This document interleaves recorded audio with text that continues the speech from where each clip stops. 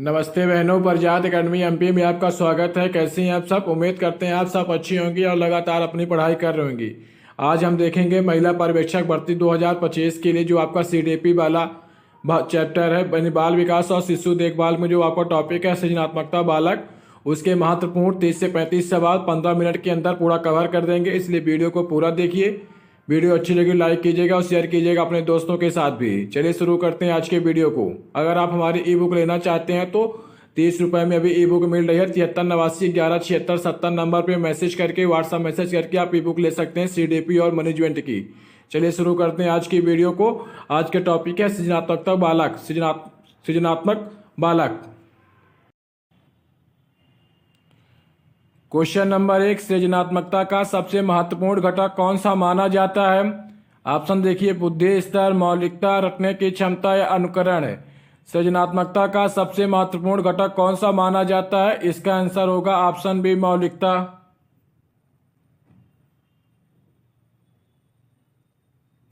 Question number 2, Guilford के अनुसार सृजनात्मकता सोच में कौन सा प्रमुख घटक नहीं होता? लचीलापन, मौलिकता, अपसारी चिंतन, विस्तारशीलता।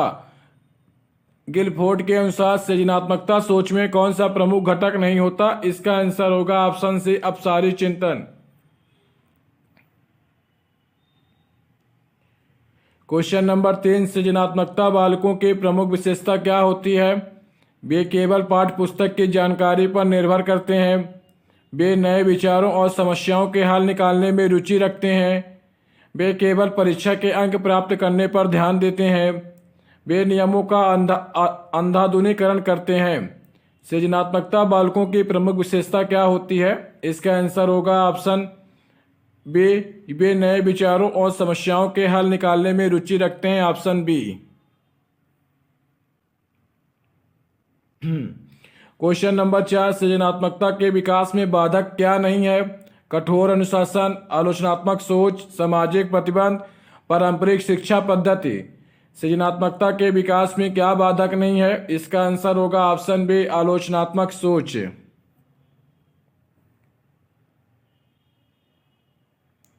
क्वेश्चन नंबर 5, सृजनात्मकता को मापने के लिए कौन सा प्रशिक्षण सबसे अधिक उपयुक्त है? स्टैनफोर्ड बिनेट बुद्धि परीक्षण, या Torrance test of creative thinking, या बेस्टर इंटेलिजेंस स्केल, या रोसर्स टेस्ट। सृजनात्मकता को मापने के लिए कौन सा परीक्षण सबसे अधिक उपयुक्त है? इसका आंसर होगा option B, Torrance test of creative thinking.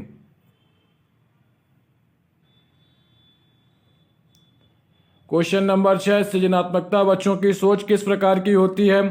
अपसारी, याद करने योग्य, मौलिक और विविध, या अनुकरणात्मक है। सृजनात्मकता बच्चों की सोच किस प्रकार की होती है? इसका आंसर होगा ऑप्शन सी, मौलिक और विविध। क्वेश्चन नंबर 7, सृजनात्मकता को बढ़ाने के लिए शिक्षक को क्या करना चाहिए? बच्चों को कठोर अनुशासन में रखना चाहिए। उन्हें प्रयोग और नए विचारों को व्यक्त करने का अवसर देना चाहिए। केवल पाठ्य पुस्तकों तक सीमित रखना चाहिए। गलत उत्तर देने पर दंड देना चाहिए। सृजनात्मकता को बढ़ाने के लिए शिक्षक को क्या करना चाहिए? इसका आंसर होगा ऑप्शन बी, उन्हें प्रयोग करने और नए विचारों को व्यक्त करने का अवसर देना चाहिए, ऑप्शन बी। क्वेश्चन नंबर 8, सृजनात्मकता का चक्र किसने प्रस्तुत किया? Guilford, Joy Paul Guilford, Walter Isaacson, या पीटर मिडवार। सृजनात्मकता का चक्र किसने प्रस्तुत किया? इसका आंसर होगा ऑप्शन ए, गिलफोर्ड।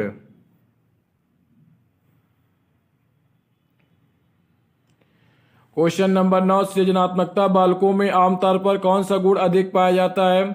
जिज्ञासा, भय, अनुकरण, या एक रास्ता। सृजनात्मकता बालकों में आमतौर पर कौन सा गुण अधिक पाया जाता है? इसका आंसर होगा ऑप्शन ए, जिज्ञासा।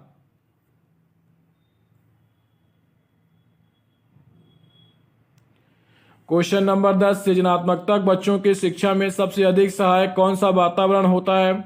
स्वतंत्र और अन्वेषण को बढ़ावा देने वाला, नियमों और अनुशासन से पूर्ण, केवल अकादमिक उपलब्धियों पर ध्यान देने वाला, या केवल पारंपरिक विधियों पर आधारित है। सृजनात्मकता बच्चों की शिक्षा में सबसे अधिक सहायक कौन सा वातावरण होता है? इसका आंसर होगा ऑप्शन ए स्वतंत्र और अन्वेषण को बढ़ावा देने वाला, ऑप्शन 1।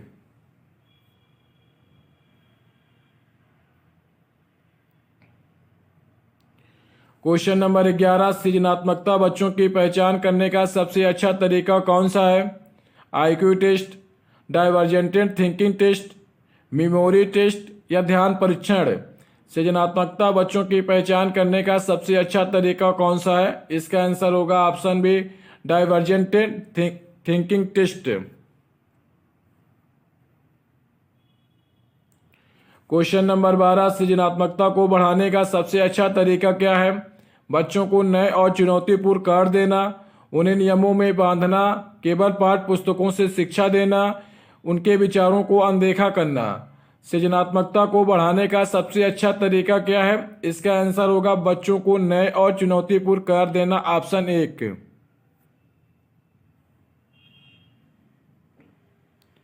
सृजनात्मकता किस प्रकार की सोच को दर्शाती है? एकांगी, बहुदिशात्मक, अनुकरणात्मक या परंपरागत? सृजनात्मकता किस प्रकार की सोच को दर्शाती है? इसका आंसर होगा option B बहुदिशात्मक।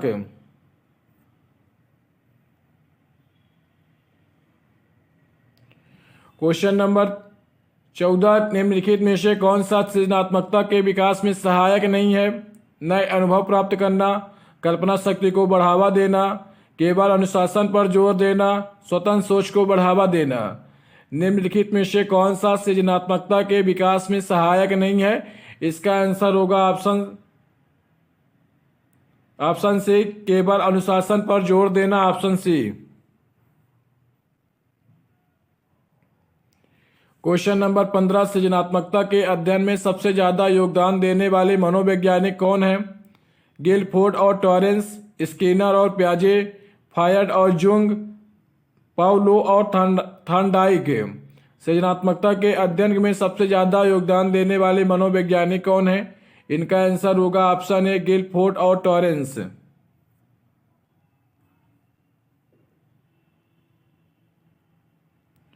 Question number 16, Guilford की संज्ञानात्मक संरचना सिद्धांत के अनुसार सृजनात्मकता का कौन सा प्रमुख घटक है? अपसारी सोच, पुनर्संयोजन, प्रवाहशीलता या सतत अनुसरण। गिलफोर्ड की संज्ञानात्मक संरचना सिद्धांत के अनुसार सृजनात्मकता का कौन सा प्रमुख घटक है? इसका आंसर होगा ऑप्शन सी प्रभावशीलता।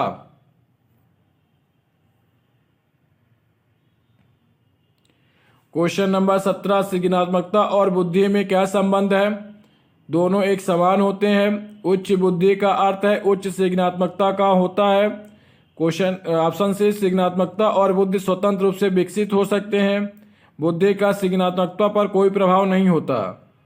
सृजनात्मकता और बुद्धि में क्या संबंध है? इसका आंसर होगा ऑप्शन सी सृजनात्मकता और बुद्धि स्वतंत्र रूप से विकसित हो सकते हैं, ऑप्शन सी।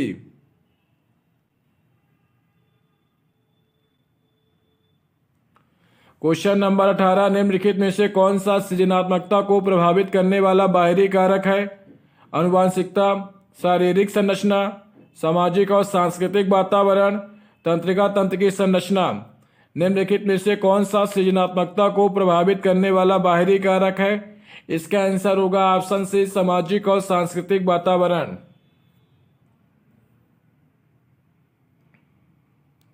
क्वेश्चन नंबर 19, निम्नलिखित में से कौन सृजनात्मकता बच्चों में अधिक देखा जाता है? वे आलोचना से डरते हैं, वे नए समाधान खोजने में रुचि रखते हैं, वे केवल सिद्ध नियमों का पालन करते हैं, वे कठिनाइयों से बचने की कोशिश करते हैं। निम्नलिखित में से कौन सृजनात्मकता बच्चों में अधिक देखा जाता है? इसका आंसर होगा ऑप्शन बी वे नए समाधान खोजने में रुचि रखते हैं, ऑप्शन बी।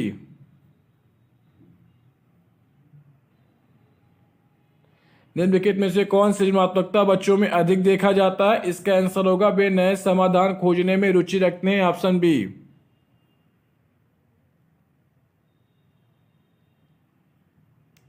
क्वेश्चन नंबर 20, सृजनात्मकता का सबसे महत्वपूर्ण पहलू कौन सा है? मौलिकता, अनुकरण, कठोर परिश्रम, अभिसारी सोच।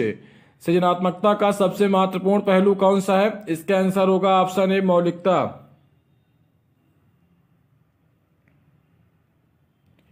क्वेश्चन नंबर 21, किस प्रकार की शिक्षा सृजनात्मकता को बढ़ावा देती है? केवल व्याख्यान आधारित शिक्षा, प्रयोगात्मक और खोजपरक शिक्षा, रटने की प्रक्रिया पर आधारित शिक्षा, केवल परीक्षा परिणामों पर केंद्रित शिक्षा।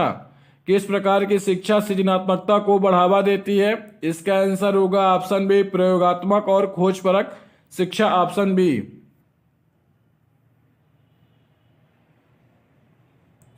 क्वेश्चन नंबर 22, निम्नलिखित में से कौन सा कारक सृजनात्मकता को प्रोत्साहित करता है?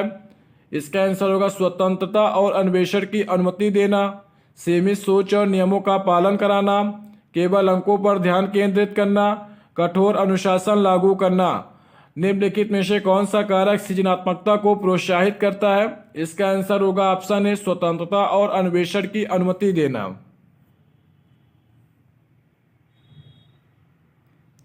क्वेश्चन नंबर 23, निम्नलिखित में से कौन सृजनात्मकता की बाधा नहीं है? सामाजिक दबाव, भय और असुरक्षा, आत्म अभिव्यक्ति की स्वतंत्रता या आलोचना का डर। निम्नलिखित में से कौन सृजनात्मकता की बाधा नहीं है? इसका आंसर होगा ऑप्शन सी, आत्म अभिव्यक्ति की स्वतंत्रता, ऑप्शन सी। बाधा नहीं है पूछा है।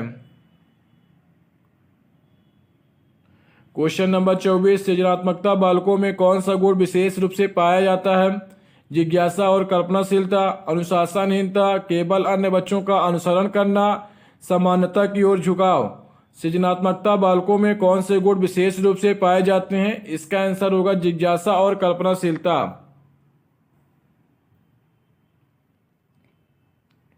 क्वेश्चन नंबर 25, सृजनात्मकता बालकों की पहचान के लिए सबसे प्रभावी मूल्यांकन पद्धति कौन सी है? IQ test, divergent thinking test, अवसारी सोच परीक्षण या केवल स्मरण शक्ति परीक्षण। सृजनात्मकता बालकों की पहचान के लिए सबसे प्रभावी मूल्यांकन पद्धति कौन सी है? इसका आंसर होगा option B, divergent thinking test. इस टॉपिक से सरल क्वेश्चन ही बनते हैं। कल हम कल लाएंगे हम सृजनात्मकता के ऊपर जो केस स्टडी बनती है उसके क्वेश्चन। क्वेश्चन नंबर 26, सृजनात्मकता को किस आयु में सबसे अधिक बढ़ाया जा सकता है? 1 से 5 वर्ष, 6 से 12 वर्ष, 13 से 18 वर्ष, 19 से 25 वर्ष। सृजनात्मकता को किस आयु में सबसे अधिक बढ़ाया जा सकता है? इसका आंसर होगा ऑप्शन बी, 6 से 12 वर्ष।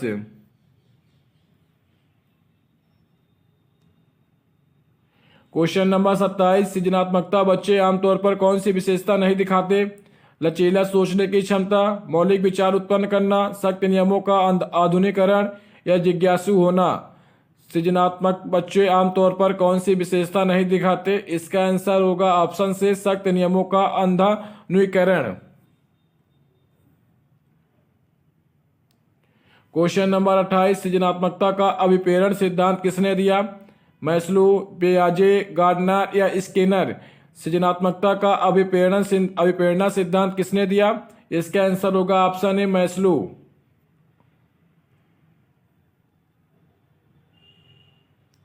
क्वेश्चन नंबर 29, निम्नलिखित में से कौन सा कारक सृजनात्मकता को नष्ट कर सकता है? आलोचनात्मक सोच, दंडात्मक शिक्षा प्रणाली, प्रयोगात्मक शिक्षा या कल्पना शक्ति को प्रोत्साहन। निम्नलिखित में से कौन सा कारक सृजनात्मकता को नष्ट कर सकता है? इसका आंसर होगा ऑप्शन बी, दंडात्मक शिक्षा प्रणाली। क्वेश्चन नंबर 23, सृजनात्मकता को सबसे अच्छा बढ़ावा देने वाला कारक कौन सा है? स्वतंत्र सोच, केवल रटने की प्रवृत्ति, पारंपरिक शिक्षा या सख्त अनुशासन। सृजनात्मकता को सबसे अच्छा बढ़ावा देने वाला कारक कौन सा है? इसका आंसर आप लोग कमेंट बॉक्स में दीजिएगा कि 30 का आंसर क्या होगा। वीडियो कैसी लगी वीडियो को लाइक कीजिएगा। इस टॉपिक से सरल क्वेश्चन ही बनते हैं। कल के वीडियो में हम इस टॉपिक से संबंधित जो केस स्टडी के सवाल बनते हैं उनको कर लेंगे, जिससे ये टॉपिक आपका पूरी तरह से कंप्लीट हो जाएगा। इसके बाद आपको किस टॉपिक के क्वेश्चन चाहिए आप लोग कमेंट करेंगे तो बना दिया जाएगा। इसलिए चैनल को सब्सक्राइब कर लीजिए, वीडियो को अच्छी लगी और लाइक कीजिएगा। जो हमारी कुंभ सीरीज चल रही है उस कुंभ सीरीज को लगातार देखते रहिए, क्योंकि उस सीरीज के माध्यम से आपको सुपर फास्ट तरीके से रिवीजन कराया जाएगा हर टॉपिक का। इसलिए चैनल को सब्सक्राइब कर लीजिए, वीडियो अच्छी लगे लाइक कीजिएगा और शेयर कीजिएगा अपने दोस्तों के पास भी।